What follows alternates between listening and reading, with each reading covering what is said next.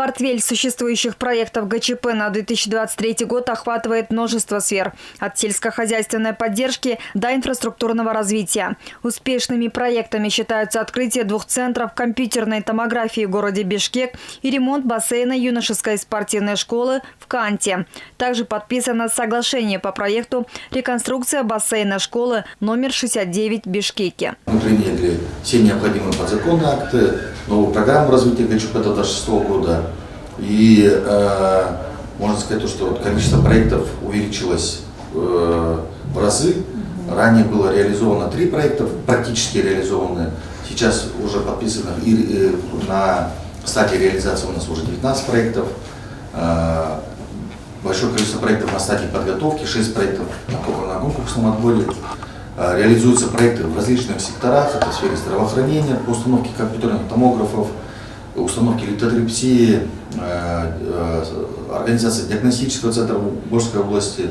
На данный момент в рамках ГЧП должен быть построен борцовский зал Дворца спорта имени Коджомкула, построены 3 детских садика в Бишкеке, открыт плодово-ягодный питомник в Исыкульской области и расширено рыбное хозяйство в Чуйской области. Портфель проектов Центра ГЧП увеличился до 68 проектов с суммой инвестиций более $1 миллиарда. По 20 проектам подписаны соглашения о ГЧП. Также стоит отметить такие особо крупные проекты, как создание Центра обработки данных, создание современного IT-центра в Джалалабаде, строительство автомобильных дорог, связывающих регионы, внедрение системы автоматизированных парковок в Бишкеке и не только.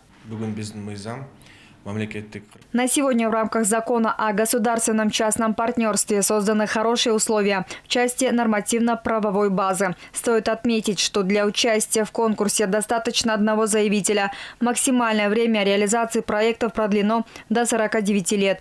Также со стороны государства оказывается разносторонняя поддержка в реализации программ. Отметим, в прошлом году проходила первая международная конференция по ГЧП. В сентябре этого года ожидается проведение 2-й международной конференции, где ожидается привлечь инвесторов принять участие в реализации социально значимых программ страны. Айгерим Бараканова, Чингис Токтурбеков, ЛТР, Бишкек.